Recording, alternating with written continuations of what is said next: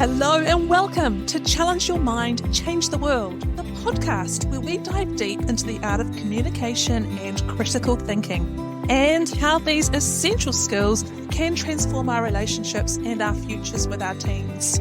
I'm your host, Francesca Hudson, the classic high school teacher, a writer, entrepreneur, and an advocate for meaningful conversations. Each episode, I explore strategies and share insights on how parents can enhance their communication with their children. It's not just about talking, it's about listening, understanding, and fostering an environment where critical thinking thrives. I'm here to equip you with the tools not only for immediate improvements in your family interactions, but also to set up our teens for long-term success in every aspect of their lives. So whether you're on your morning commute or winding down for the evening, join me as we unlock the potential of our conversations to shape a brighter, more thoughtful world. Let's get started. Hey everyone, welcome back. So in the last episode, we talked about why homework turns into conflict and how for some teens, it's not about laziness or attitude. It's about something much deeper. We introduced the idea of demand avoidance, especially through the lens of PDA. And I know for a lot of you, that episode probably had you sitting there thinking, wait, this is my child. But today I want to go one step further, because understanding what it looks like is one thing, but understanding what it feels like from your teen's perspective, that's where everything starts to change. I want to start with looking at what demand avoidance actually is. So let's strip this back and make it really clear. Demand avoidance is exactly what it sounds like, a strong, often automatic need to resist or avoid demands. But here's when most people get it wrong. It's not about the task. It's about the feeling the demand creates. And this is something that's been increasingly recognised in research and clinical discussion, particularly by organisations like the National Autistic Society, which describe demand avoidance as part of a profile linked to anxiety and a need for control. So instead of thinking my teen doesn't want to do homework, a more accurate lens might be my teen's nervous system is reacting to the pressure behind the homework. And there's an invisible pressure parents don't see. This is the tricky part. As a parent, you might be thinking, but I'm not putting pressure on them. You're being calm, you're being reasonable, you're being supportive. But demand avoidance isn't just triggered by tone or parenting style. It can be triggered by expectations or time limits or internal pressure that your child has themselves, or even things your teen wants to do. Yes, this is the part that surprises people the most. A teen with strong demand avoidance might really want to do well. They care deeply about their grades and they feel really upset when they fall behind and still not be able to start. Because the moment something becomes a must, the pressure kicks in. And quite often parents say to me, but they do it for other people. And let's talk about that. Let's talk about something that confuses almost every parent. You might notice your teen works fine at school, behaves really well for teachers, and even completes tasks for friends, and then comes home and everything falls apart. So it's easy to think they can do it, they're just choosing not to do it with me. But here's another way to look at it. Home is where your teen feels safest, right? Which means it's where their nervous system finally lets go. And if they've been holding it together all day, that pressure, all that masking, has to come out somewhere. So let's bring in a bit of science here, again, in a way that actually makes sense. There's strong evidence across anxiety research that a perceived loss of control increases stress responses. And you'll see this reflected in work connected to researchers like Judith S. Beck, who explores how thoughts, pressure, and perceived expectations can drive anxiety behaviours. For teens with demand avoidance, control equals safety, lack of control equals threat.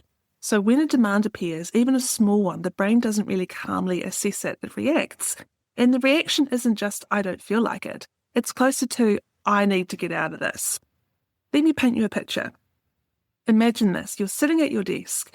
You know you need to start something important, but instead of feeling motivated, your chest tightens and your brain feels foggy. You suddenly want to check your phone, get a snack, walk away, do literally anything else, and someone comes in and says, just get it done. and your whole body goes, no. Not because you don't care, but because it feels like too much. That's much closer to what your teen is experiencing. And this is where we accidentally make things harder, because most parenting advice says be consistent, set firm expectations, or follow through with consequences, right? And while those things can work for many teens, for demand-avoidant teens, they often escalate the situation because they increase pressure, they increase urgency, they increase a lack of control, which feeds the exact response that we're trying to reduce. So how do we change it? What's the shift? Well, it's subtle but powerful. Instead of asking, how do I make them do it? We ask, how do I make this feel safe enough to start? That one shift changes your tone, your timing, your approach, and most importantly, your relationship. So here's what this looks like in real life. Let's make this practical. So here's how this understanding starts to show up day to day. So the first thing is we stop leading with the demand. So instead of saying you need to do your homework, we might say, I'm here if you want help getting started. The second thing is we focus on momentum, not completion. Remember, it's just about getting started. That's all. That is the key that will unlock this. So one sentence or one idea or one small step, because starting is the hardest part. And once you've conquered that, you're away. The third thing we can do is we can stay calm when they push back, because now we can see it differently, not as defiance, but as dysregulation. And finally, we want to build trust instead of control. And this is the long game, because when your teen feels safe, they start to re-engage. Now, if you're listening to this and thinking, I wish I'd known this sooner, you're not alone. Most parents were never taught to look at behaviour this way. We were taught to correct it, manage it, fix it. But understanding it, that's where real change happens. And this is exactly why the way we approach learning matters so much. Because for demand-avoidant teens, it's not just what they learn, it's how it's presented.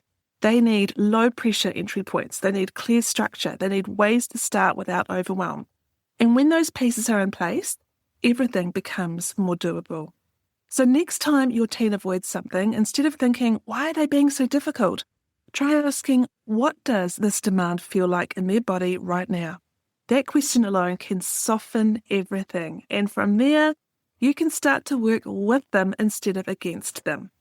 I'll see you in the next episode. Thanks for joining me. Bye for now. Thank you so much for tuning in to today's episode of Challenge Your Mind, Change the World. I hope you found our discussion enriching and that you're walking away with new ideas to enhance communication and critical thinking within your own family.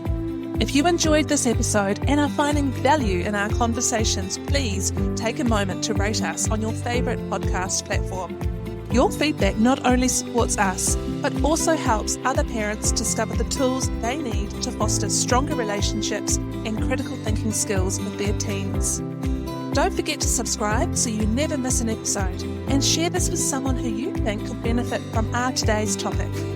I'm Francesca Hudson, and I look forward to joining you again next time as we continue to challenge our minds and change the world. Until then, keep thinking critically and communicating effectively.